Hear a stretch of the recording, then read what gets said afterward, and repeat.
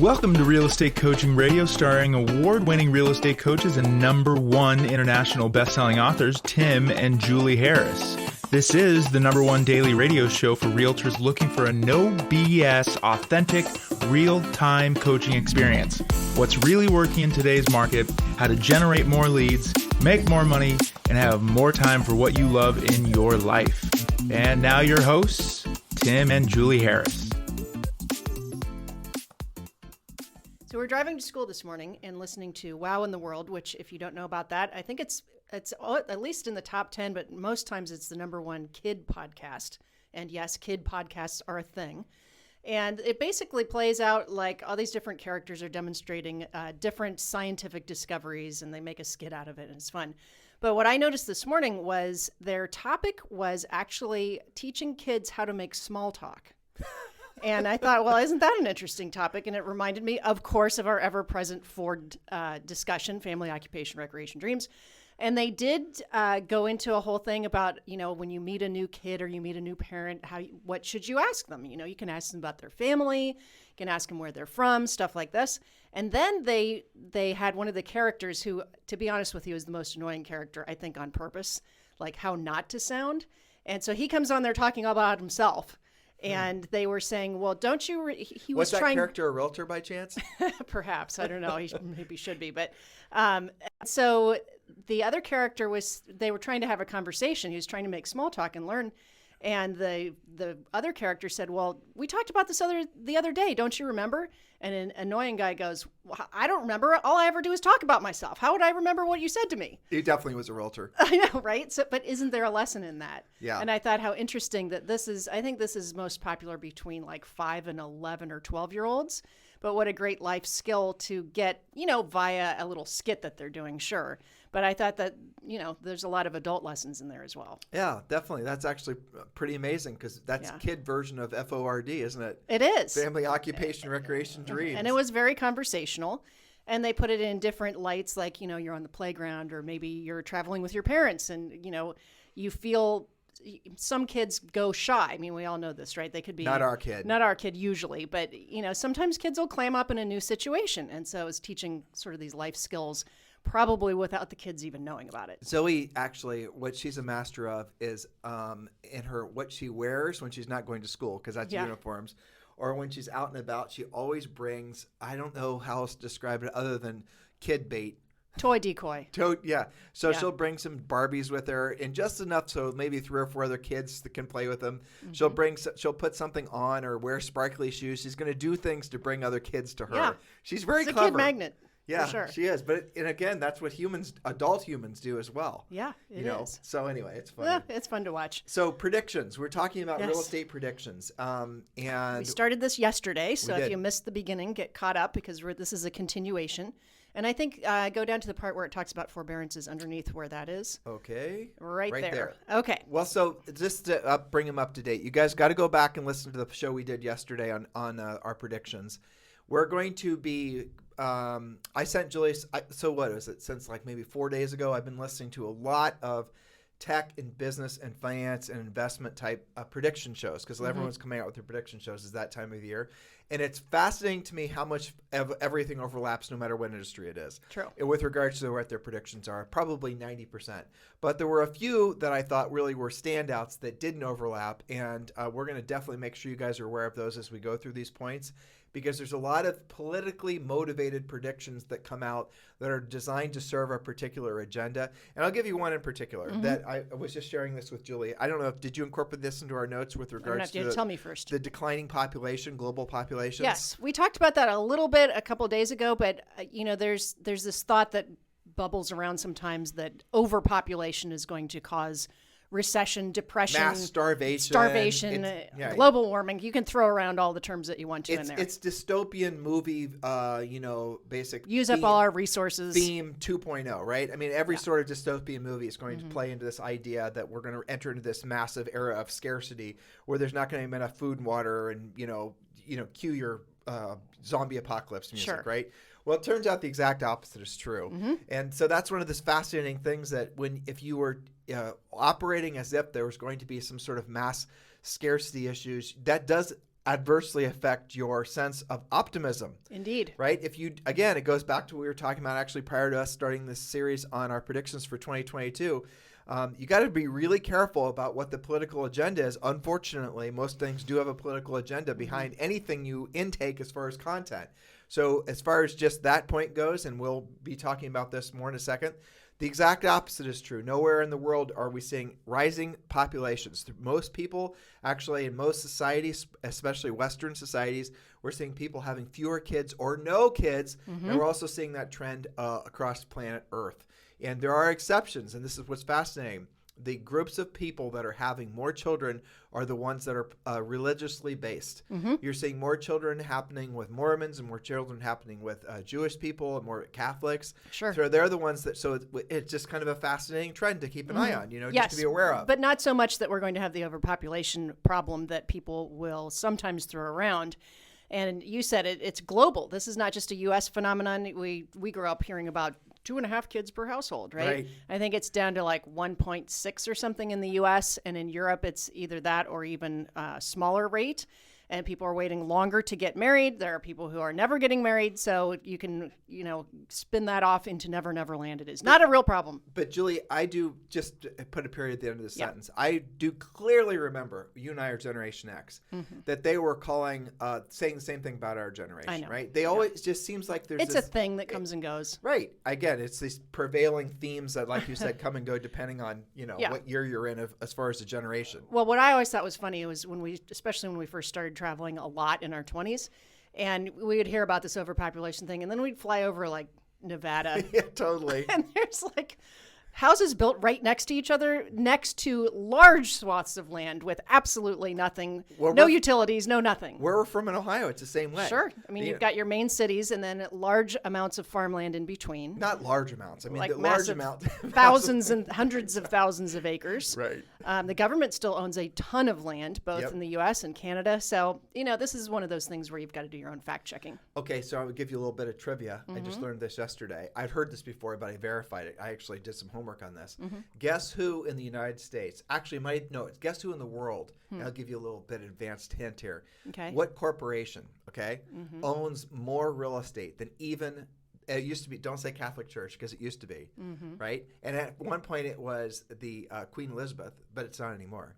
So what entity, and it is a corporation, owns more real estate than anything else on planet Earth, and not BlackRock either. I know. I read this a while ago. I can't remember. It's like Google or Amazon or somebody. Nope. McDonald's. McDonald's? Yep, McDonald's. Wow. Yep. Who would have thought that? Because their main driver of revenue is real estate, and it goes back to the theme of Harris Rules. The whole point of a business is to make profit, and with that profit, you buy things that basically produce, passive income for you and asset appreciation. Well, I think we should, even when we come out with Harris Rules 2, if we ever decide to go through that, horrible experience, that we then will say the whole purpose of making a profit in any business is to buy real estate. Is to invest in real estate. I remember when we were kids, it was roller rinks had a lot of real estate, right? So now people think about McDonald's as hamburgers, but they also have all these real estate holdings. Your point about the roller rinks was even after the roller rinks failed, a lot of those roller rinks turned into big warehouses. They still had an asset. Exactly. That's right. So anyway, just different little things. Trying to relate it back to real estate. Right, exactly. So we're going to talk about forbearances. And this is something, again, I read the headlines. You guys read the headlines. Though fortunately, it seems like there was a big surge of BS artists that were trying to inundate you guys with fear and loathing. The real estate markets were going to crash. No, those guys will come back out of their rabbit holes here, probably in a matter of months, trying to get you freaked out about there going to be some sort of real estate crash in 2022 or 2023 because of all the forbearances. And we have beat on that misinformation as much as we can, but Julie's drilled down. Hopefully you're really clear. And, they've not all been listening as long as we've been talking about it. But so forbearances, here's the education piece. Definition of forbearance. It is when your mortgage servicer, that's the company that sends your mortgage statement and manages your loan, or your lender, allows you to pause or reduce your payments for a limited period of time. In the case of the pandemic, it was up to 18 months. Forbearance does not erase what you owe. You'll have to repay any missed or reduced payments in the future through refinance, sale, or just paying it off. Now, everyone was predicting, as you said, Tim, that there would be a tsunami of foreclosures as a result of the 5 million forbearances. That's a lot of forbearances that happened at the beginning and then further into the pandemic. But that did not happen. We are mostly through the woods now, evidenced by the fact that we are actually back to regular levels of forbearance now. It could have been a factor, but it has not played out. Don't pay attention to the social media and YouTube chatter. There are dedicated websites to this. I forget what they're called, but they should be going away now. This time is not like that time. Foreclosures are not a thing at this time. It will not be an impact. So why is that? Well, credit is way, way, way higher now. Much less risk to lenders. A lot of the stuff that crashed in the housing crash had really crappy credit. We don't have those problems right now. The average credit scores right now are 760 or higher, which is the highest it's ever been. Homeowners have more equity in their homes than ever before, so that means when they sell it, they can pay off the forbearance if necessary. Let's see. And so that's the conclusion of the four main factors we were talking about at play when making predictions. So yesterday, we talked about demand, inventory, affordability, and interest rates. We've got two additional factors, and then we get to our specific predictions. Okay, two additional factors that we took into consideration when creating these predictions, so you guys Which know, sometimes apply. Which you know, so we are giving all this information to you so that if you guys are wanting to come up with your own predictions, or if you want to check any of the our premises of our predictions, you guys can use the same baseline information so you can essentially, create your own predictions. Really, the whole point of anything that when you're trying to learn something, you got to learn it from all sides. So Julie and I just shared with you our predictions with regards to there being no, and again, the only point I'd add to that, Julie, is the government would never in a billion years allow there to be a bunch of foreclosures. It just would never happen. Here's the good news about that. Again, this is not like the previous go-around. It turns out that the forbearance plan was a really good plan to get people through the woods. And that's the whole reason that they did the forbearance plan, was so that there wouldn't be a big mess of people missing house payments. And it worked. And it totally worked. And guess what's going to happen, guys? The banks now, even if let's say it's 2 years from now, you have some issue that you can't make a house payment, and normally you'd basically be missing house payments, go into foreclosure. You call up the bank, the bank's going to have a pathway for you to follow to go into forbearance so you can get your mortgage caught back up. Now, when Julie and I sold real estate, there was no formalized plan like that. No, here was the plan. You pay, you stay. You don't, you won't. Exactly. Get out. And nowadays, it's not like that at all. You can't make your At payment. Let's work something out. Can't make it for 6 months. Let's work something out. A year. Let's work something out. And that's what they're going to do, because virtually every mortgage essentially is controlled by the U.S. government. And now we have stats that encourage these big lenders to make it okay to extend forbearances and do workouts, which is awesome. So let's go to the next two additional factors, which sometimes apply to predictions. Number one is enthusiasm for housing. After the housing crash, people lost their will to buy homes unless they were a, quote, deal for several years. People wondered if the American dream would ever come back or if it would die forever. Eventually, frugality fatigue happened, rates started to come down, loans became easier to get, and the enthusiasm came back in a really big way. That's what we're living right now. HGTV, Bravo, even National Geographic channels all have wall-to-wall homes shows on every day. Everyone's an armchair realtor, flipper, investor, or vacation rental expert. The enthusiasm is absolutely there. It's also fascinating, Julie, when we go to the bookstore, and Julie and I love to go to Barnes & Noble when there is one, right? And we always love to go in and see our book on the shelf that, I don't think that'll ever get old. Nope. But it is fascinating in the business section of books. You see in essentially sometimes motivation section of, all these, quasi-parallels. Right. A lot of them are written by these Bravo TV sort of real estate famous celebrity types. Exactly. Yeah. And that was not around prior to really probably 2011.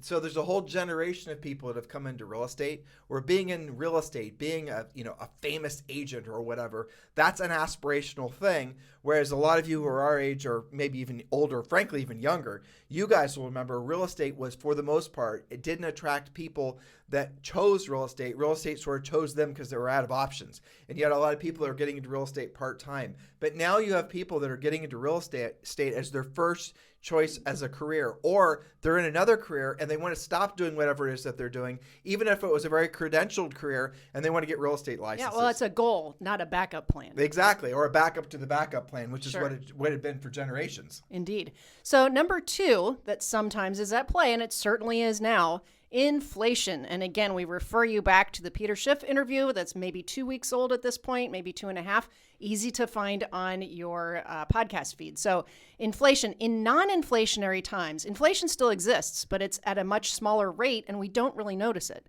Housing prices used to mirror the inflation rate in most markets. You could actually figure out how to price a home based on what somebody paid, then take the inflation rate times the number of years owned and end up with a pretty accurate price. And it was like that for a long time. And that's really what the appraisers would do sometimes too. Absolutely. It was really a starting point. You would do that first, and then you would check your comps, and you would, maybe make some adjustments, but it was pretty close. Let's frame that out so they can actually wrap their minds around Sure. it. So you used to be able to, for example, let's say back when the average sale price was around $200,000, and I know it's basically double that now, but there was a point when, and not too long ago, where it was $200,000.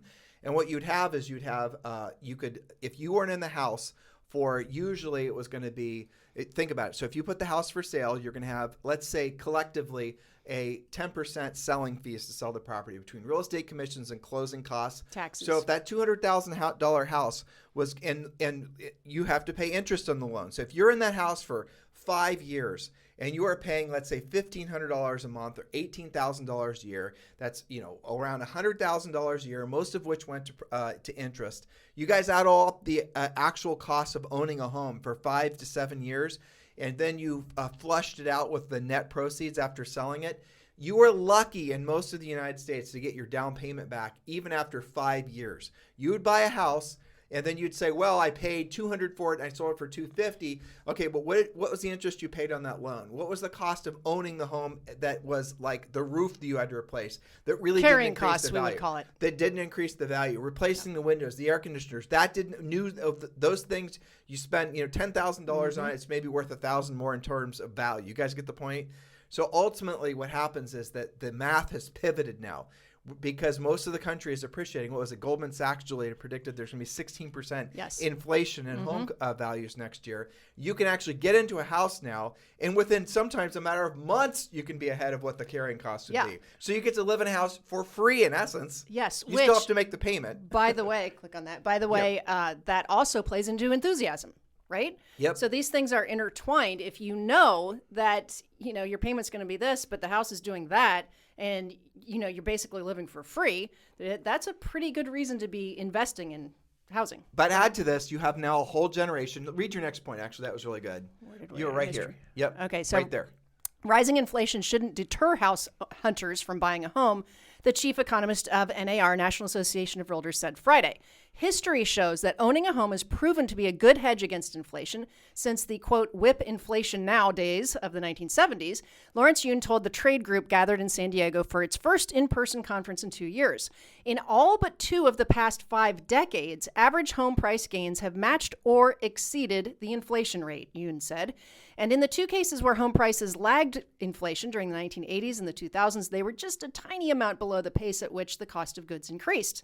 So, in conclusion, buying real estate will always be a great hedge against inflation, and for most people, the best investment that they can make. So I mentioned I was watching and listening to a lot of financial, content, basically. Yes. And the hilarious thing is, even though the big talking heads that are selling their, whatever their securities is, their mutual funds or their this is and the that, they're all saying buy real estate. I know.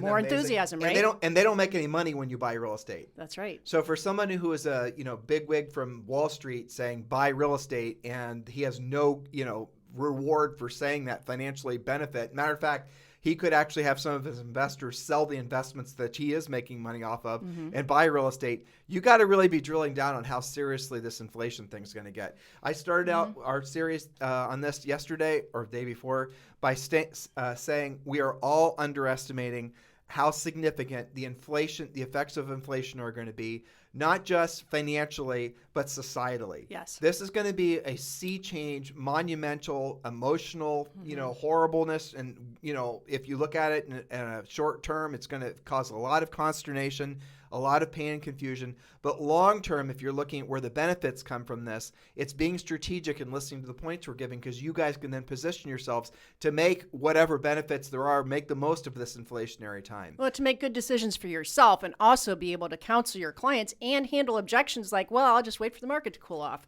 that sort of thing. And Tim, didn't you just tell me today, speaking of inflation, was it Tyson that said that they were raising prices? Like chicken was up. I just read this to you, so I actually remember it. Chicken is there. Tyson has or is raising prices on chicken by 19%. It's a ton. And pork and beef are going up by 33%. It's amazing. Yeah, and think about that. That's Tyson, who is essentially a massive producer. Yes. So they're a low-cost producer. Right, we're not talking about high-end steaks or Right. something like that. We're talking about chicken nuggets, people. Yeah, it's on my grocery list. So you're, and that's the raw cost of the product. So Julie stuck around with chicken nuggets. So think about this: if you're McDonald's, or if you're making chicken nuggets, the chicken nuggets you're going to make, that's just your raw cost has now gone up by say 19%. That doesn't include the cost of the labor to make them, the cost to manufacture them. So you're going to see in some cases, just on chicken nuggets, to Julie's point, you could see the cost of chicken nuggets for your little 8-year-old like ours go up by as much as 50%. So when people start going, so normal lifestyles are going to be adversely affected because of the rising cost. It's not like you can avoid it, you see. So if, for example, chicken nuggets were expensive and you took your kid to McDonald's, if you go to McDonald's, we don't, but if you did, and you tell little Bobby or Susie to order something other than chicken McNuggets. But everything is going to be more expensive. Yes. People in our lifetimes, and Julie and I are basically 50. Well, she's 50, I'm 51. But in our lifetimes, I just said it. I'm only supposed to admit you're 35. Anyway. Bad. So in our lifetimes, we've never really experienced inflation like what we are experiencing and going to experience. So if you think you're noticing gas prices now and food prices now, 12 months from now, everyone's going to be talking about it. Now, again, I'm trying to study. I understand that from a numerical perspective, from a financial perspective. I get it. Stuff costs more money. I get it.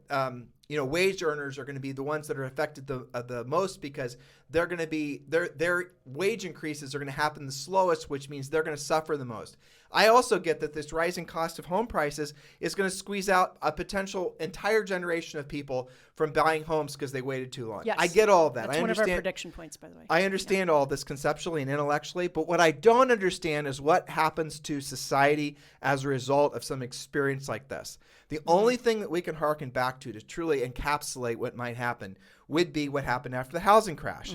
And Julie and I have used the example of what happened after the Great Depression on people's behavior, how it actually I don't know if it literally or just, if it changes the DNA. We talked about the fact that a lot of people they became hoarders after the Great Depression because stuff became hard to get and stuff became more valuable than money in some cases. Glass and aluminum and metal and rubber bands. My prediction is more chicken coops so people can have their own eggs. Entirely possible. And victory gardens, which were the gardens people planted after World War II or during World War II so they could grow their own vegetables and things like that. So I like how you're going with the positive, and that's where I was because going. Seeds are less expensive than paying for more expensive vegetables. But people will become less dependent. Yes, that's right. I think I think ultimately, this is the reason I think the meta-universe thing is pretty much some bullshit too. I mean, I've been reading a lot about that. So the assumption is, that people that are geared a certain way assume that people want to be taken care of. And now I am being political, but such is the way. People underestimate the fact that most people want more than anything to be independent, that's right, not dependent. Freedom. Most of these prognosticators are basing their predictions, right, on the idea that people want to be dependent. And I don't think that's true. That hasn't been my observation at all. When given the opportunity to be be free or to be dependent, people always choose to be free. The reason that some people want to convince you that most people want to be dependent is because they want people to be dependent on them. That's right. And again, not to be political, just to be, an anthropologist in a sense. I read an article that the question was, why is it that Americans have this resistance to being told what to do vaccine-wise versus other countries which are like, okay, let's just go do it? And the premise wasn't even really political necessarily. They were saying Americans have this underlying sense of freedom from the beginning that they just don't like being told what to do. And they interviewed people that were like, I don't have a problem with the vaccine. I have a problem with being told that I have to get the vaccine, which I think is interesting that there is this underlying theme of freedom. We're American at the end of the just day. Because Julie's not being sensitive to the political natures of talking about the vaccine. I know. Well, we are both vaccinated. My mom just got her booster vaccine yesterday. We're going to get our daughter vaccinated, so we're not anti-vaccine. But again, this is going back to the very DNA of Americans, really, as the desire not to be dependent. Right. But it is interesting to me, and I'm not talking about just obviously the government wants you to be dependent on it, especially, Sure, of course. left-leaning governments, but also corporations want you to be dependent too. Yep. And can you imagine this fantasy that Mark Zuckerberg has that we're all going to be wearing these things and checking into the metaverse? If you guys haven't seen Of course. Ready Player One, which is very nerdy, but you all should get that movie. That's going to be your homework from today's show. Watch the movie Ready Player One this weekend, and you'll get a sort of a vision of what Mark's referring to. They think literally that people are going to wake up in the morning, do their morning whatevers, right? And then they're going to sit down in some chair and plug right in. and plug right in. Will there be people that do that? Yes. But truthfully, I cannot conceive that. But what's the ramification? That's not. Well, here's the ramifications. Yeah. The people that plug in are going to lose out on life. Yep. And the people that don't plug in are going to be the winners. They're going to own the world. They're going to own the universe. I think you're right. And I think it's going to be an advantage not to be a plugger-inner. Right. And I think that people get bored with it faster than maybe predicted. I look at, Zoe even could, because, every kid can get every app, right? So she'll be like she was addicted to this thing called Dragon City for like 2 weeks. It's all she wanted to do. And then one day she just got over it. And I wonder whether there will be plug-in fatigue at some point where people will just be like, it was great for a while, but now, I'm not into it. So I think there's a lot of different angles that you can watch on that. The technologists in particular, they underestimate the thing that's hardwired into all of us not to be dependent. Yes. So I also look, for example, our coaching, right? Our coaching, one of the tenets of what we try to get everyone to understand is, as much as you can, avoid building your mansion or your house, your future, on land you don't own. And we made it land you don't own because it's a real estate analogy.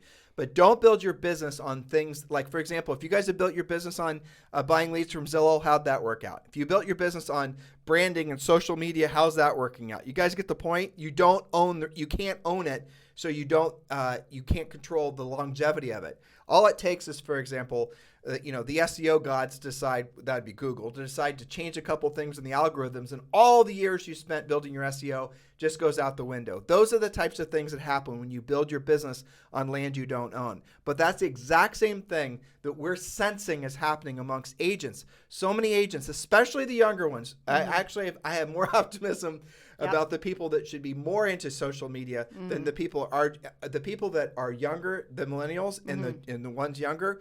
I actually think they're the ones that are the smartest with regards to what social media is and isn't. And I'm noticing that our podcasts and just general, our feedback that we're getting from people is that they know what it is and it isn't. And they're the ones that are embracing the idea that they're going to unplug from this sort of meta universe, social, online, whatever, and they're going to learn real communication skills. And it's going to give them a huge advantage in the world. It is, and that's ultimately the reason. That's what's motivating them. Because if they know how to communicate and their competitors don't, because their competitors are making TikTok videos of them dancing around for sale sign. I know. And how asinine is that? Yeah. And they're believing all this, and they're the ones that are learning their scripts and their dialogues, what to say and how to say it. Sure. They're going to kick ass in their marketplace. Definitely. We see that with coaching clients that, there's a joke amongst our premier coaching agents, right?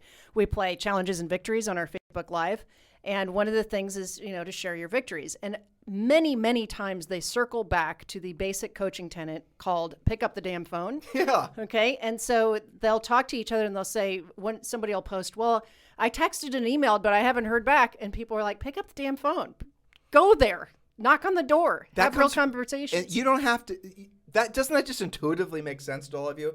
Look, Julie and I, well, I'll just be honest, I have gotten myself in hot water with some of these different companies that sell bullshit to you guys. I made a commitment that a couple years ago, Julie and I were not going to hold back with regards, it's unfiltered, fluff-free, no BS information. That's the reason you guys listen to us. So much of the crap that's out there is predicated and built around the idea, it's built on a lie. The lie is that you can build your business based on passive. The lie is that you can drip on people and the business will come to you. The lie is that you can somehow, woo or romance people through your social networking and all your pretty pictures and inspirational quotes and all that crap on Instagram in order to get people to come to you. The lie is you don't have to base your business on skills. And guys, the lie is you can build your business on land that you don't own. Get it? That's the lie. And why are they telling you that lie? Because they want you to buy what they have for sale. They want you to hit the easy button. Exactly. And you want to hit the easy button, don't you? Yes, we know you do. But you know what makes people call? It's very simple. Be the listing agent. Yeah, be the Have listing what they agent. want. Right. I mean, honestly, real estate is the simplest business, the easiest business to make the most money helping the most people that we have ever come across. As long as you systematize it and you're very clear on everybody what wants makes it. people call. Yes. Everybody wants what you got. Especially for sale. now. Yeah, but you guys make it too damn complicated. I got to build a team. Got to build on my logo, my website, my double funnels, my opt-in double page. and all this stuff. No, you don't. What you have to learn how to do is be a proactive lead generator. You have to know what your real estate magic number is. You have to know what the essence of what the best part of what real estate business is. And by the way, the essence, the best part of what the business is, you cannot be disintermediated. There's no technologist that's going to be able to remove the relationship or dumb down the relationship or the need for a human-to-human relationship between you and a seller. That's the reason that Julie and I focus on having you guys be listing agents, because all other facets of the business, and we mean this quite literally, they're built on thin ice. Look what's happening to buyer agency right now. It's going to get worse next year. Buyer agents don't look. New agents listening to us, I realize that the world is telling you to go work buyers first. That's not a bad idea. We think you should work some buyers. Don't buy your damn buyer leads. Go get them from open houses. Earn your buyer leads. Be proactive with getting your buyer leads. The world tells you guys when you get your licenses, you have to join a team. No, you don't. Matter of fact, for many of you, that's one of the worst things you can do. We get emails and messages every single day. I joined a team. They don't do anything for me. The only business I've gotten on my own. It's actually my next call. Oh, it is? Funny that you mentioned that. Yeah. It is exactly that profile. So look, you don't have to believe the things that everybody else says. As a matter of fact, it pays you in a market like this to be a skeptic, because all of this Mickey Mouse has come into the industry since really 2008, because there's been so much money. There's been all these real estate tech companies that have come in, and they're all building these little widgets that are essentially placating I have to get more leads. I don't know how to be a proactive lead generator. They're trying to convince you it's harder than it is. It's not. When you look at the top producing agents in the country, and I'm going to really drill down on what that means. Top producing, not necessarily by the most units sold, not necessarily by the biggest dollar volume, but the most profit. Right? The ones making the most profit. Because remember, guys, the product of your business is making profit, and with that profit, you reinvest it. Somebody making $300,000 or $250,000 gross, or even $100,000 gross, if that person is running a smart, proactive lead generation based business, they're going to keep $80,000, $90,000. Well, guys, here's the scary fact. When you look at some of the profit and loss statements from some of these teams and these brokers that might make $800,000, $1 million a year, they're making the exact same amount. They're going to make net around $100,000, $120,000. And yet they have all this added liability and this hassle and this time. Not to mention the stress of pumping twice the deals that you might need if you were not on a big team with all those expenses. And you guys get into business, and what does everyone tell you? You plug into the misinformation train. The misinformation trains telling you to spend your money, do this, do the other thing. What we want you to be is independent. What we want you to do is learn how to build a business that's based on profit. Your output, the product of your business, is profit. Is anyone else saying all this to you guys in the real estate industry? Nope. Nope. They're not. So listen, if you haven't done your 2022 business plan yet, it's very simple for you. Just text the numbers 2022 to 47372. Text the numbers 2022 to 47372. 2022 to 47372. We're going to text you back your real estate business plan. Fill that in, 63 pages, probably 75% of it is educational. The rest of it's the fill in the blank business plan. Julie and I are going to get to more predictions tomorrow. Guys, listen, thank you for continuing to make this the number one listened to daily podcast for real estate professionals in at least the United States. Please, please give us an early Christmas present and give us a 5-star review on iTunes. It does matter. Throw in a couple comments. It doesn't take you long. Give us a 5-star review on iTunes. It really does mean a lot to us. It is your way, essentially. That is your price of admission for this podcast, if I might be so bold, right? What that then does is it tells iTunes, it says this podcast is valuable to real estate professionals, not just in the United States, around the world. Help us to grow the audience so that we can return sanity to this industry. This industry, believe it or not, it is the best business you could possibly be in. Every aspect of real estate is the dream scenario for anyone starting a business. This should be how you are rolling out your 2022 mindset. That you're in the right place, you're in the right time. You're absolutely, positively, the move you made getting your license is all fantastic. Look, if you've got some bumps and some bruises, that's okay. That comes with the territory. The wind is at your back as long as you don't turn around. Your move now is get your 2022 business plan done. Text 2022 to 47372. In the meantime, guys, we are going to pick up where we left off today, tomorrow. And if you have any questions or suggestions, please remember you can text me directly at 512-758-0206. Don't call. There will never be a phone that gets answered. I will not answer, but do text. Any ideas, text me directly at 512-758-0206. We'll talk with you on the show tomorrow.